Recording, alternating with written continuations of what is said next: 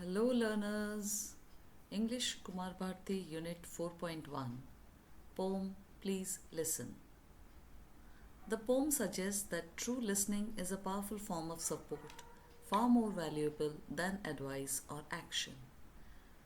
Let's begin line by line explanation. When I ask you to listen to me and you start giving me advice and you have not done what I asked. This stanza tells us when you ask someone to listen to you, you are asking them to pay attention to what you are saying without interrupting or judging. You want them to understand your feelings and thoughts. Giving advice, even if it is well intentioned, can make the person feel like you are not truly listening. It can make them feel misunderstood or dismissed. So, when you ask someone to listen, the best thing to do is simply listen. When I ask you to listen to me and you begin to tell me why I shouldn't feel that way, you are trampling on my feelings. Trampling means stepping heavily on something, crushing it. In this context, it means disregarding or ignoring someone's feelings. This stanza tells us when you try to explain why someone shouldn't feel a certain way, it feels like you're not really listening. Instead of understanding and acknowledging the emotions, you're trying to change them or dismiss them.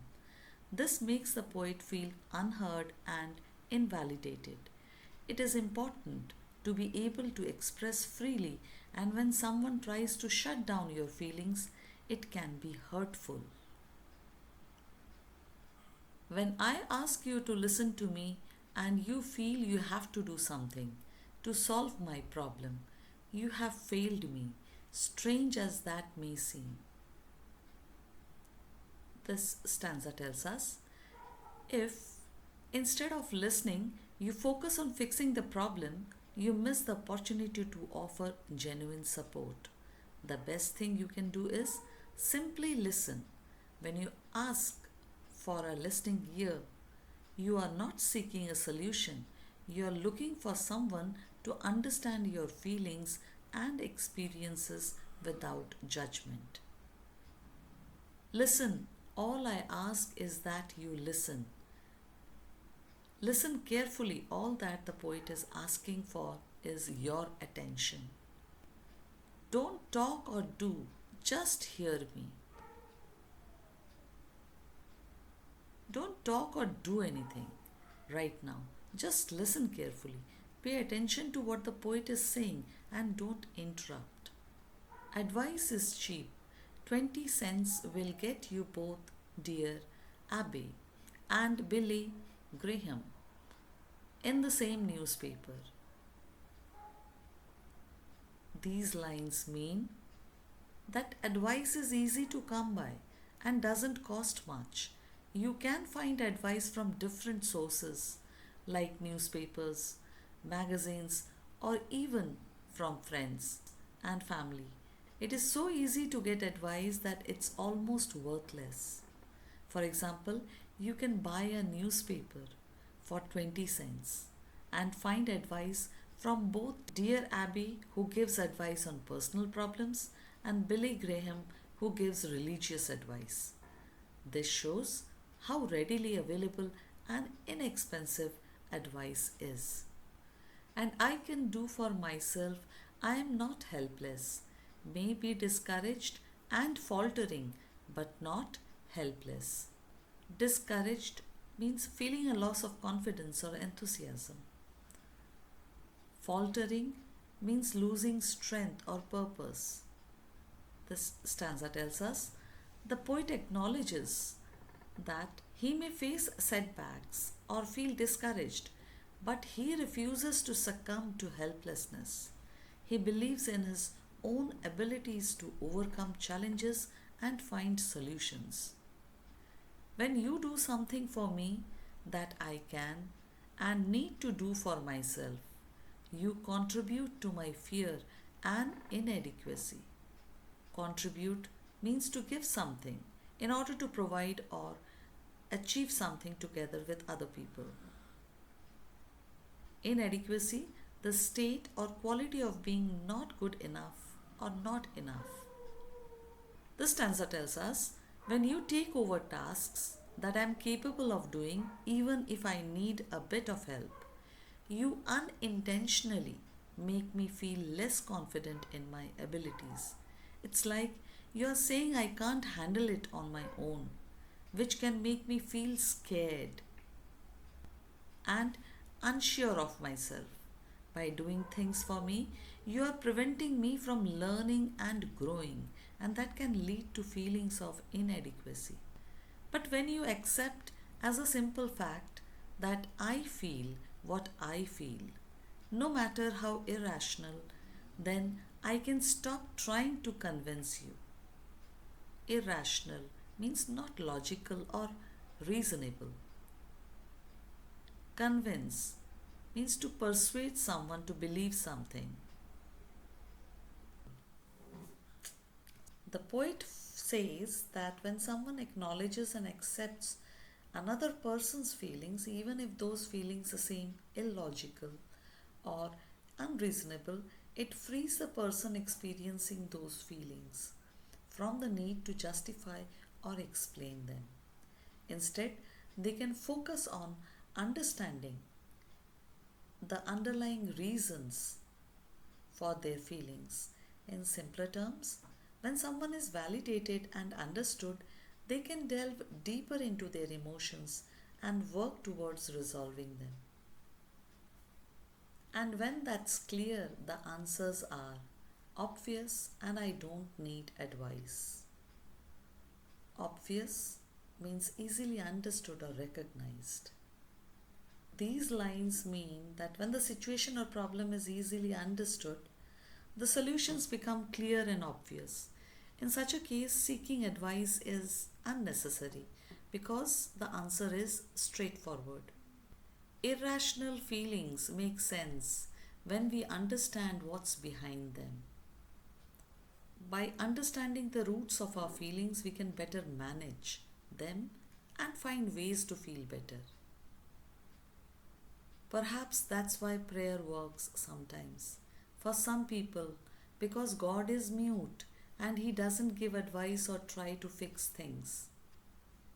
Mute means silent or not speaking.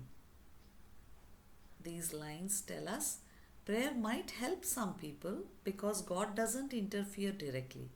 Instead of offering solutions or advice, God lets us figure things out on our own. This allows us to find our own paths and learn from our experiences. So, prayer can be a way to connect with a higher power and find inner peace. God just listens and lets you work it out for yourself. This line tells us God doesn't solve all our problems for us. Instead, He trusts us to learn and grow through our experiences. So please listen and just hear me.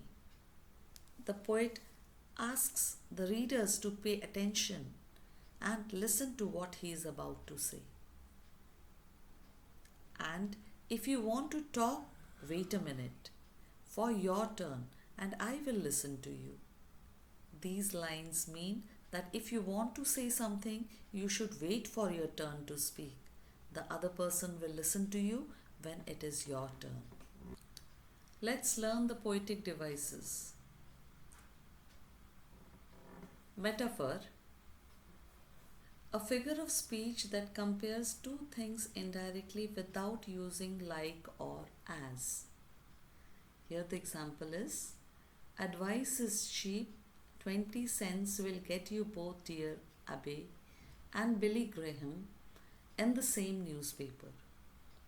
The comparison of advice to a cheap commodity highlights the speaker's frustration with unsolicited advice.